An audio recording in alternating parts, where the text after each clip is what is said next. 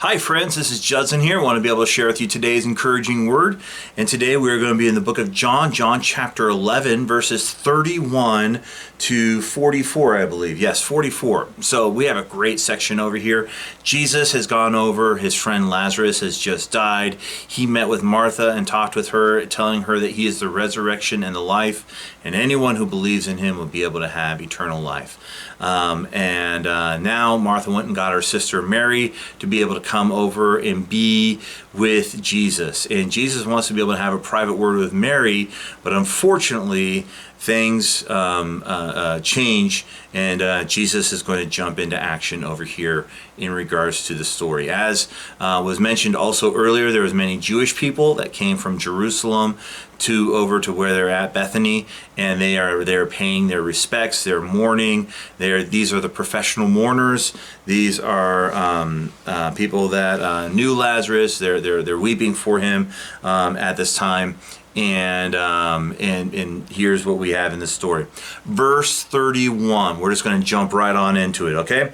It says, when the Jews who were with her, that is Mary, because Mary just got up and left, when the Jews were with her in the house, consoling her, saw Mary rise quickly and go out, they followed her, supposing that she was going to the tomb to weep there. Now, when Mary came to where Jesus was and saw him, she fell at his feet, saying, Lord, if you had been here, my brother would not have died.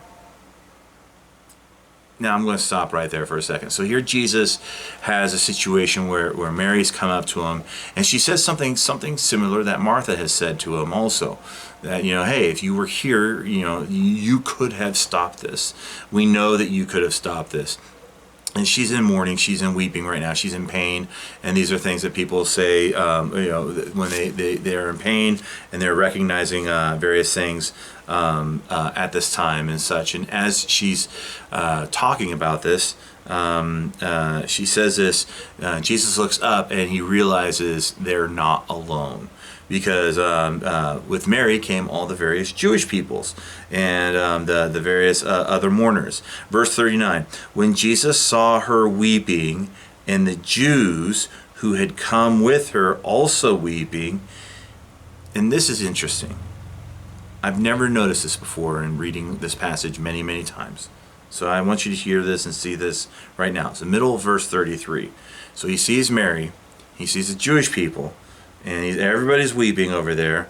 He, Jesus that is, was deeply moved in his spirit and greatly troubled.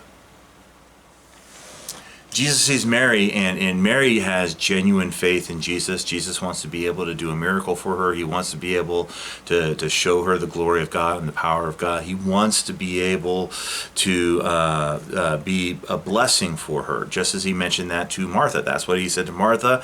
He's got his disciples there also, and he wants to be able to do this for his disciples. His disciples are probably getting a little misty-eyed because everyone's got the waterworks going on. Mary's got the waterworks going on. Martha had the waterworks going on a while ago, and now comes all these other people that are watching also, and they are all crying and mourning at the same time. And it says that Jesus is deeply moved by what he sees, and also at the same time greatly troubled.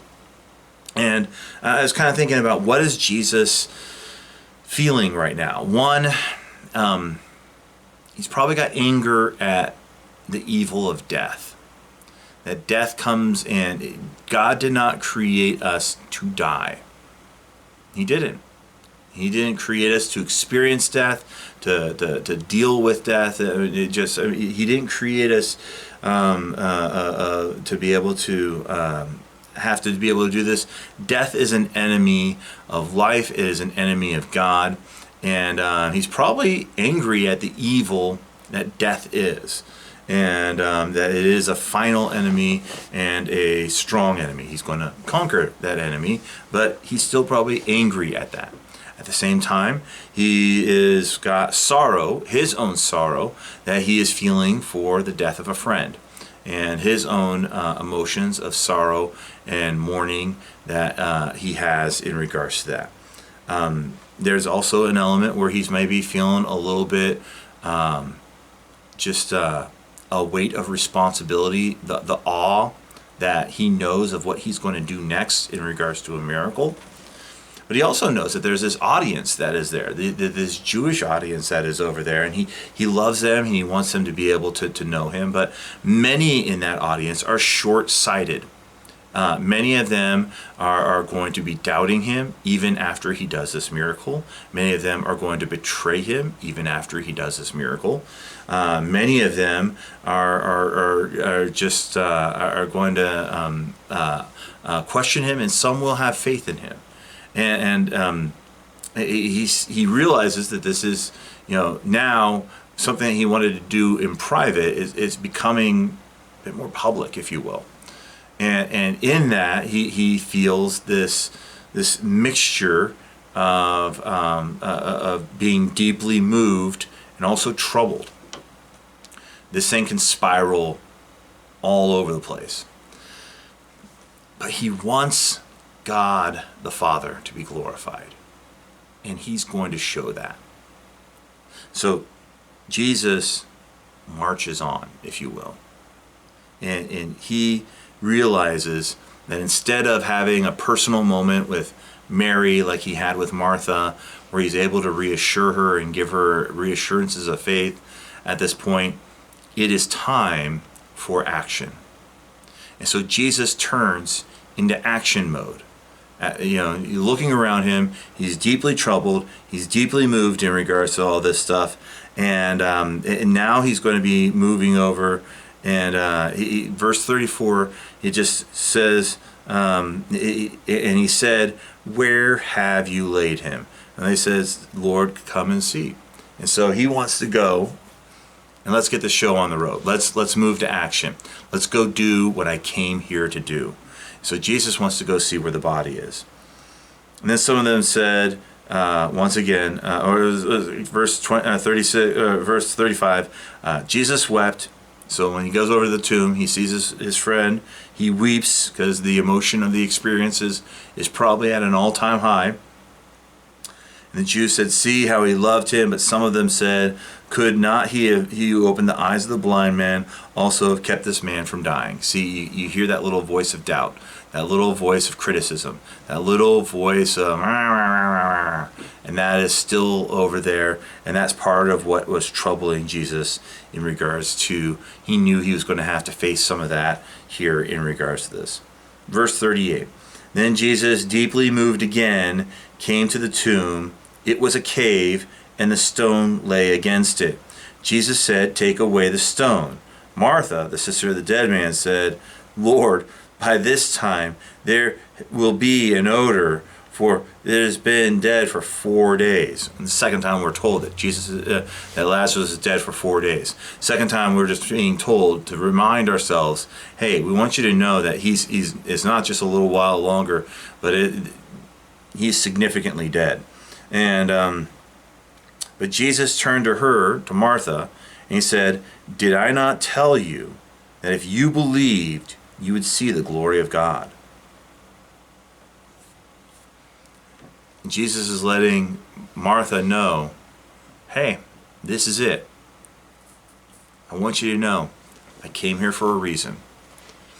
And I want you, Martha, and I also want my disciples, and I want Mary, and I want these Jewish people, I want everyone to be able to see the glory of God.